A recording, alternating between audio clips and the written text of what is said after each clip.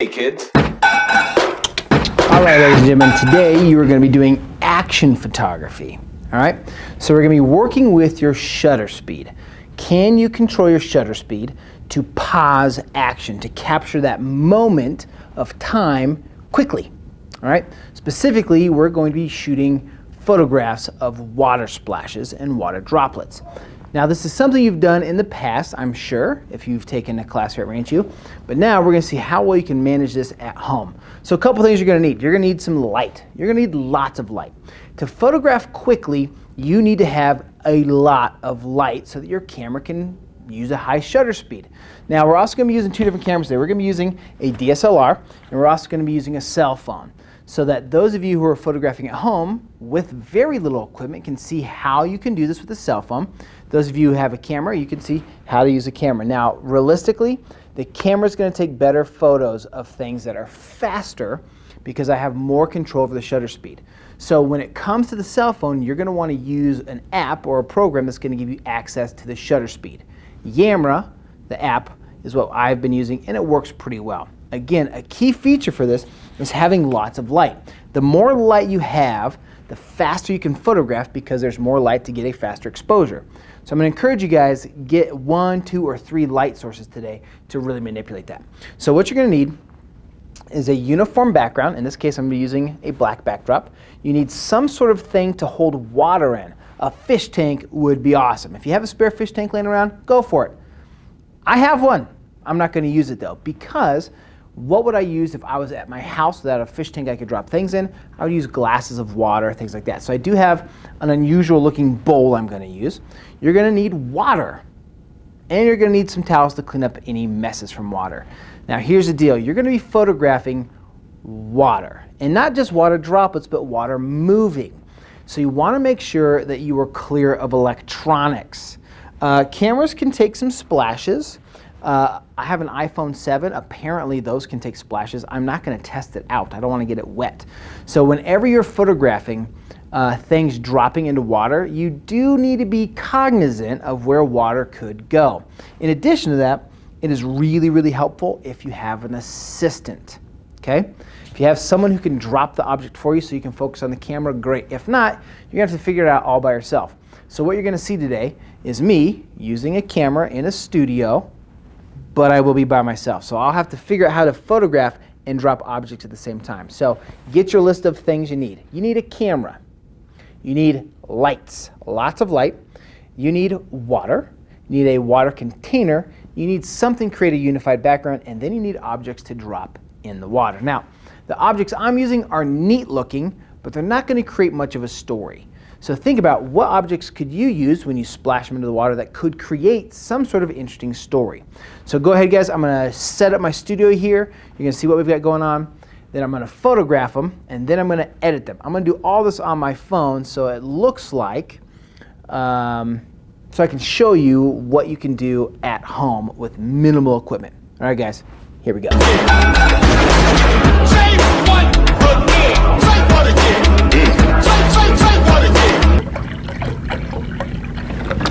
Real quick, when you do something like this, it's not a bad idea to clean the glass surface. You don't want weird stuff on the glass. A nice clean glass makes for better photos.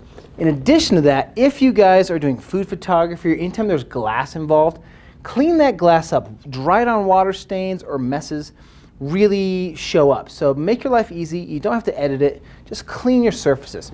Also, when you're photographing water droplets, I like to take my water and put it at the very, very top so that I can line up really nice shots. And I don't have to worry about photographing below the line here to get the splash. I can photograph right at the edge of the bowl to get a nice splash. Okay, so background, chair, tablecloth, water. Now I just gotta get some objects. Oh, yeah. Don't forget your light source. This is the electricity, so don't let this get wet. That would be bad. If water splashes on a hot light bulb. All right, guys, so we're going to try a couple different things here. We're just going to move through this rather quickly, and we'll see what happens. make sure you're paying attention where your phone is on your background as well. Where is your phone? Make sure you don't have this empty background. I want to keep this board right here. Okay, so.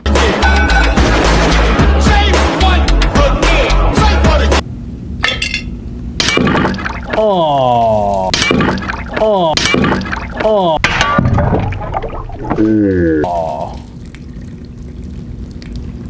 Oh. That can happen. Now I got to get the shot back. All right, welcome guys. We're going to go into post-production mode. So you've done a good job photographing your splash photos, I hope. It is tricky. If you chose not to use a camera, but you use the phone, it is actually really challenging to time it and capture that image really, really well. Even if you're using video and pulling out a frame, you need to have a really high frame rate to do so. So if you use the camera, you probably had a little more success. It was a little bit easier. Hopefully you guys had enough light. I want to show you my editing process and what I want to do to my photos just to improve their quality, and then we'll take a final look at the final products. All right, guys, I'm going to be using Snapseed like I typically do. There we go. So it is a little more ISO-y, right? There's a little more grain to it than I prefer, and part of that was I needed that fast shutter speed. And regardless of how much light I had, I needed to have a really sensitive sensor so I could photograph as fast as possible, so I could really pause those images. Now, I'm also not using a flash. If you use the flash, you increase your chances of getting an even nicer photo. However, you need to do high-speed sync flash, which is really tricky. We'll get to that later. So first thing I do, I can go through here, right? I can pick all these pre-made settings, and that can be nice. It's not my preferred. I don't like to do that. I like to stick with current. Just close out of that there. I'm going to go to Tools here, and we're going to start with Tune Image, right? So I'm going to go ahead and tune that image here, and if I click and drag contrast, I like to increase the contrast in all my photos typically. Saturation, see what saturation gets. It does bring, and it's tough to see on my computer here, it does bring a little bit of purple in and a little bit of orange down in the wheel, and that's kind of fun. So I'm actually going to saturate it just a little bit. Quite that much, just a little. Okay. Ready? Ambience, highlights, shadows. Brightening the shadows really does bring a lot of quality into those splashes, right about in the middle. I have no way to point at it at the moment because I'm in editing mode. So I think I'm going to go ahead and keep that just a little bit of lifting the shadows. Okay. There we are. Tools. Details. Now, I love working with details, especially with these drops of water, but you guys can see how grainy it is. So if I'm not careful, I'm going to really blow out that graininess. So I don't want to do that. In fact, I might, no, I'm going to just keep that one right at 0. Let's see what sharpening does. Not too bad. We'll just increase the sharpening by 8. There's some graininess in the upper right-hand corner that I'm not a fan of, but we're just going to make do with it. Curves, I could play some color, but that's not my goal. Selective. Here's one thing I like about this particular app. I can click a spot and brighten it or darken it. So I'm going to darken up that area there. I'm going to add another spot right over here. I'm going to darken that up as well right over there. Okay.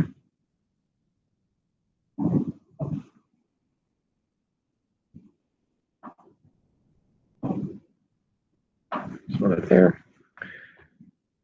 Add a spot. Come on, click on that. And this is Snapseed. Great editing tool on the computer. I'm going to brighten up right there a little bit. Check. Now, what I like about this, I can. Please don't stitch at 0. Okay, I can hold it down and it shows me my original versus my edit. So I'm going to take that right there. I typically like to do a little bit of cropping, but I enjoy this whole space.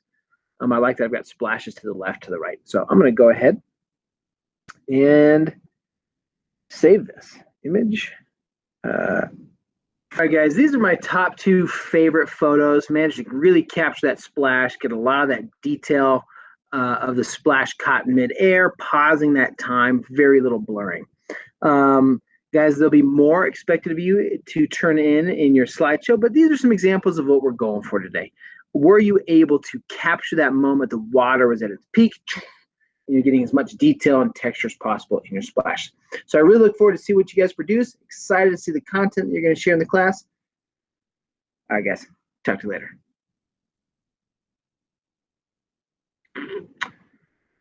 So really excited to see what you guys come up with. This is a challenging process to really understand shutter speed and capture and when to hit your shutter. So I look forward to seeing what kind of interesting stuff you guys produce.